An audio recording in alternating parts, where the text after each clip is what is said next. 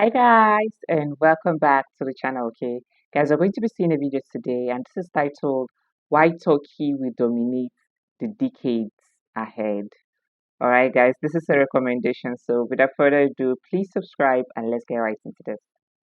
Turkey is poised to become a superpower in the 2030s. With the second largest military in NATO and a strategic location straddling Europe and Asia, Turkey is preparing to transform from a regional player to a global force. But what's driving this rise? Well, the end of globalization means that Turkey's place in the middle of an ancient trade route will become increasingly important. Paired with increasing military might and one of the most diverse alliance networks in the modern world, and you've got a recipe for a lot of aggressive moves. These are the same things that have always given Turkey an edge. But could there be a new Ottoman Empire on the horizon? If history is any guide, Turkey will be sitting near the top of the geopolitical pyramid sooner than you'd expect. Despite a diverse population of over 85 million people, it's usually Turkey's leader that captures all the headlines. President Recep Tayyip Erdogan's rise to power and leadership has defined Turkish politics for the last 2 decades and will reverberate into the 2030s whether or not he remains in charge. As the leader of the Justice and Development Party, Erdogan tapped into a powerful narrative that resonated with many Turks, a promise to make Turkey great again by returning to the glory of its imperial past. And he had that motto before Trump did. His vision struck a chord with a population where the cultural memory of the Ottoman Empire remains strong. Many Turkish citizens alive today had grandparents who could recall life under the empire, creating a tangible link to that era of power and influence. When elected in 2003, Erdogan kicked off a period of enormous economic growth. Under his leadership, Turkey's GDP nearly tripled between 2003 and 2018. And this has elevated the average Turkish citizen's wealth and lifestyle from the levels of pre-war Syria to that of modern Spain. Such economic success granted Erdogan significant trust and buy-in from the Turkish people, allowing him to pursue more ambitious policies. Controversially, Erdogan has maneuvered to extend his grip on power beyond traditional term limits. By rewriting the constitution, he has transformed Turkey's government structure, consolidating power in the presidency and enabling himself to remain in office far longer than initially permitted. This has also coincided with Erdogan's gradual turn away from the West and a renewed focus on Turkey's Islamic identity. He has aligned Turkey more closely with the Muslim Brotherhood and other Islamic movements, reshaping the country's geopolitical orientation. This has made Turkey a challenging partner for the European Union and NATO to make sense of, but it does align with Turkey's history of being connected to the East. Turkey's history is rich with success, and careful study reveals the hidden advantages granted to being the crossroads of civilization. Alexander the Great laid the groundwork for the Silk Road network during his expeditions to the East. Silks, spices, textiles, and tea crossed the Eurasian landmass and funded dozens of kingdoms. The region of Anatolia, modern-day Turkey, served as a crucial bridge between the East and West. This trade route was further developed by the Romans and eventually led to the Byzantine Empire. Based out of Constantinople, it stayed in power through the entire Middle Ages. This made it one of the longest-lasting empires in history, falling just behind ancient Egypt, Imperial China, and the Japanese imperial dynasty. Even after Constantinople fell, it was immediately turned into the capital of the Ottoman Empire, which lasted for an additional 623 years. There are very few corners of the planet with such a history of global significance. In the early 20th century, following the Ottoman Empire's collapse, the modern Turkey Republic was founded under Mustafa Kemal Ataturk. Ataturk was kind of like Turkey's George Washington, as both did substantial nation building to set their countries up for success. Part of Ataturk's vision was to pivot Turkey westwards and make it more European. After World War II, that vision was rewarded when Turkey was invited to join NATO and began receiving US aid under the Marshall Plan. The 1950s also saw a shift towards more market-oriented policies. As Turkey focused on agriculture and infrastructure development, it hit 6.4% annual GDP growth for the entire decade. The oil shocks of the 1970s hit Turkey hard, culminating in a debt crisis in 1979.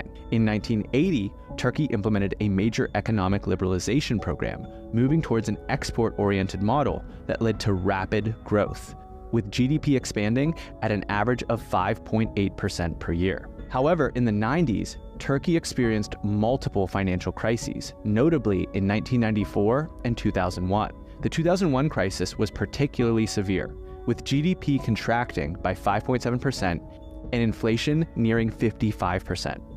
Turkey received, at the time, the largest IMF loan ever in order to save the economy. In 2003, Erdogan came to power, and his first 5 years as prime minister saw strong economic growth, with annual GDP growth rates often exceeding 7%. After stumbling during the global financial crisis, Turkey continued to experience solid growth from 2010 to 2017. In 2018, Turkey faced a currency crisis, with the lira depreciating sharply and inflation spiking to 20%.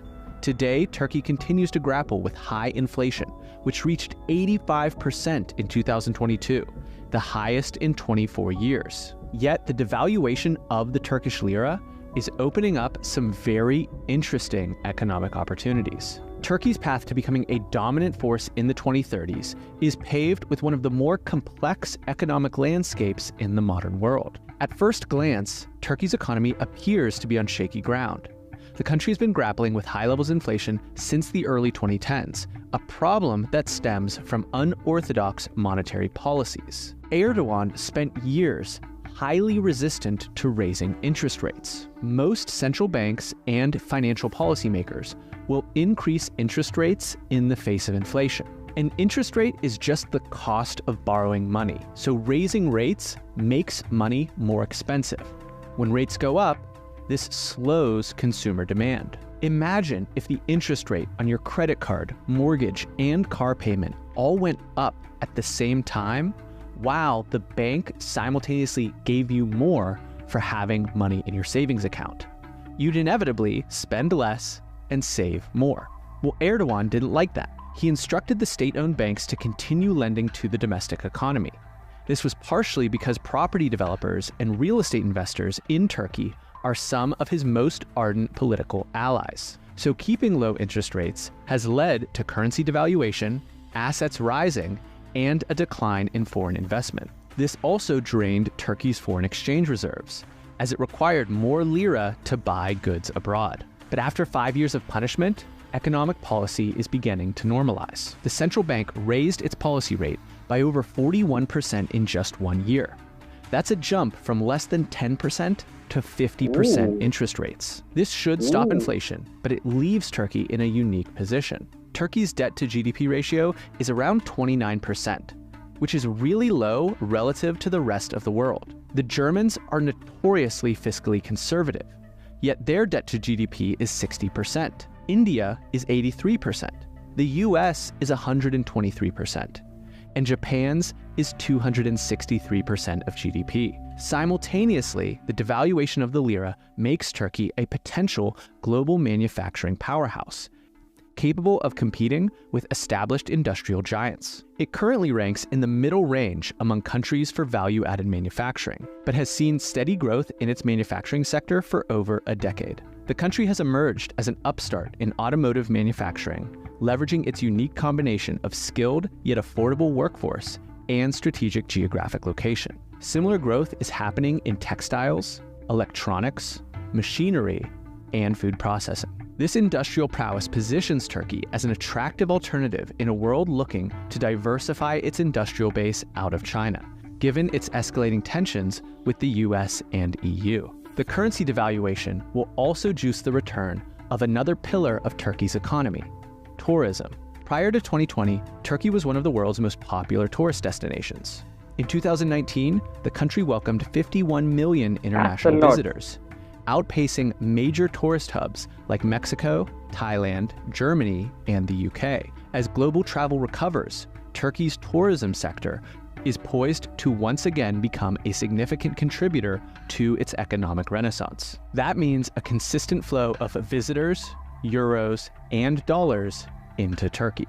And some of that money will be invested in Turkey's energy security. Turkey is working to reduce its dependence on energy imports by developing domestic production in the Sakarya gas field. By 2028, this field could produce around 40 million cubic meters of natural gas per day, significantly enhancing Turkey's energy security and positioning it as an energy trading hub in the region. In 2023, Turkey was barely behind Saudi Arabia for the biggest economy in the Middle East.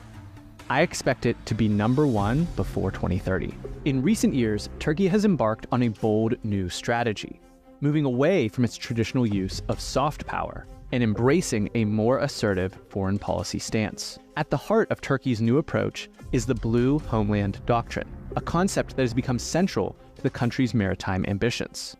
This doctrine, developed by two former Turkish rear admirals, emphasizes the importance of protecting and defending Turkey's maritime borders, rights, and national interests in the Black Sea, Aegean Sea, and Eastern Mediterranean. It has led Turkey to become more forceful in challenging maritime claims of neighboring countries, particularly Greece and Cyprus. One such instance occurred in 2019 when Turkey signed a controversial maritime boundary agreement with Libya's government of national accord, stretching from Turkey's southern coast to Libya's northeast coast. The agreement effectively created a maritime corridor between Turkey and Libya, cutting across areas that Greece considers to be its own exclusive economic zone. This was basically the Libyan GNA rewarding Turkey for its support in the Second Libyan Civil War. Greece, Cyprus, Egypt, and the EU all came out and strongly condemned the agreement. The EU stated that the deal infringes upon the sovereign rights of third states and does not comply with the UN Convention on the Law of the Sea. In 2020, there was a tense standoff where both Greek and Turkish navies were on high alert. But no one is taking direct confrontational action against Turkey. Well, Turkey's relationship with its NATO alliance members has become increasingly complex. While Turkey benefits from being a part of the alliance, it often acts independently, sometimes even against the interests of fellow NATO members. And this has been exacerbated ever since an attempted coup in Turkey that occurred in July of 2016. After the failed coup, Erdogan was convinced that it was instigated by the Obama administration. Now, I have zero inside information as to whether or not that's a valid claim. But on its face, it doesn't make sense to me that Obama saw toppling Erdogan as a positive strategic move for NATO and American interests. But Erdogan claims the coup was orchestrated by a Turkish Muslim cleric living in exile in the United States. While the US government was not immediately supportive of Erdogan in the face of the failed coup attempt, Vladimir Putin took a different approach. He immediately extended an invitation to Erdogan to visit him a few weeks later, and the leaders connected despite Russia being the core adversary of the NATO alliance. Over the next half-decade, the two historical adversaries drew closer together. In 2022, Russia emerged as the country's largest trading partner, with bilateral trade doubling to over $68 billion a year. What can the US do here? As the second largest standing army in NATO, right after the United States? This is really impressive, like the second largest army in NATO. Like, this is a beautiful video that captures Turkey's history, starting from the Ottoman Empire to the present day. This is really beautiful. Like, Turkey is an amazing country, and they really have fascinating journey. This is really nice. Turkey boasts an impressive 1 million active and combined paramilitary personnel. You don't want to push Turkey further into the arms of Russia, so you don't drop the hammer over their aggression in the Eastern Mediterranean or its purchase of Russian S-400 missile systems. Similarly, the EU can't turn Turkey into an adversary. In 1963, Turkey signed the Ankara Agreement, establishing an association with the European Economic Community, a precursor to the European Union. In 1987, it applied to join the EEC, and in 1999, Turkey was officially recognized as a candidate for full EU membership. Germany and France do not want a third country capable of competing for EU leadership in the Union. Currently, they're at the center of all decision-making. So they put additional burdens on Turkey's application process, leading Turkey to become the only country to ever apply for EU membership and not get in. Now, this wasn't a total loss for Erdogan. Some have suggested that he never really wanted to join the EU and be constrained by their bureaucracy and supranational laws. That's why the UK left. In 2004, as part of the application process, the EU told Turkey it needed to westernize and take the military out of politics. Erdogan was happy to oblige. Since 80% of Turkish citizens wanted to join the EU, he had broad popular support to clear military leaders out of political power through legislative reform. And ultimately, Turkey was never made into an EU member, but it is a part of the customs union, which harmonizes regulations and reduces tariffs. And since that accession process began in 2005, Turkey has become a more and more independent actor. One way it exerts its power and independence on the EU is by controlling the flow of migrants coming from the Middle East. Turkey hosts one of the biggest refugee populations in the world, including more than 3.1 million Syrian refugees and 300,000 refugees and asylum seekers from other nationalities. The EU simply can't handle those inflows. So, for the last half-decade, they've paid Turkey over $10 billion to house them. But as this becomes a hotter political issue domestically, it grants Turkey more leverage. Erdogan has even threatened to let more refugees into Europe if he doesn't receive additional aid. Russia and Turkey have gone to war 17 times. All 17 were lost by Turkey. So military power is always top of mind for the Turks. And mandatory conscription for all men has been in place since the founding of the modern Turkish state. The Turkish armed forces, once primarily focused on domestic defense, have undergone a shift to an expeditionary force capable of projecting power far beyond its borders. Turkish troops are now permanently stationed in 6 different countries, engaging in combat not just on its border in Syria and Iraq, but hundreds of miles away in Africa. One of the most significant examples of Turkey's military projection is its presence in northern Cyprus. Since invading in 1974, Turkey has maintained around 40,000 troops on the island. This long-term deployment works to slowly erode Cypriot sovereignty and allow the Turks to exploit energy resources in the Aphrodite natural gas field. In northern Iraq, Turkey has established over 100 military outposts, employing the inkblot strategy to counter Kurdish separatists, specifically the PKK. In Syria, Turkish forces have conducted multiple operations, including Operation Euphrates Shield in 2016 and Operation Olive Branch in 2018, aimed at fighting the Islamic State and Kurdish fighters while establishing a buffer zone along the border. Turkey's expansion extends to the establishment of foreign military bases. The country has constructed a 5,000-person military base in Qatar and maintains a significant presence in Somalia, where hundreds of Turkish troops train Somali soldiers as part of a broader effort to rebuild the country. To support this expanded military footprint, Turkey is set to increase its defense spending by a staggering 150% in 2024. Turkish drones made a decisive difference in the Nagorno-Karabakh conflict of 2020. Turkey supported Azerbaijan in a decisive victory over Armenia, and the lessons from that conflict have been applied to the one in Ukraine. In 2023 alone, Turkey generated $4 billion in drone sales to over 30 countries, establishing itself as a major player in the global arms market. As Turkey continues to expand its military reach and capabilities, it is clear the country is positioning itself as the major power broker in the region. The only competitor that offers a credible threat to Turkey is Russia, but they find themselves bogged down in the war in Ukraine and facing NATO expansion northwards. At its height, the Ottoman Empire spanned 3 continents and ruled major parts of Europe, Asia, and Africa. Such heights are not attainable in the short term, but it is a compelling narrative that Turkish leaders can tell their citizens. In the modern geopolitical climate, Turkey is largely out of focus from the Western media. The Ukraine war, rise of India, and tensions in the South China Sea all capture far more attention. But that lack of focus also represents the Turkish opportunity. As the US steps back from the world and globalization unwinds, a regional power with manufacturing capacity, valuable maritime access, and military might is poised to expand into the void.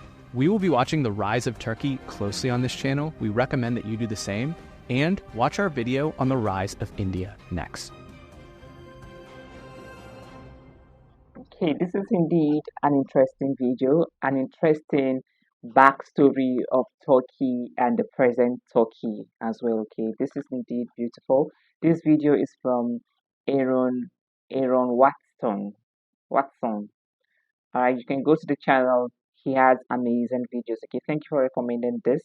Okay, Turkey is for sure working towards a really very good, fascinating journey. All right, and before you know it, they are all over the place globally. All right, thank you for suggesting, and see you guys on my next one. Bye.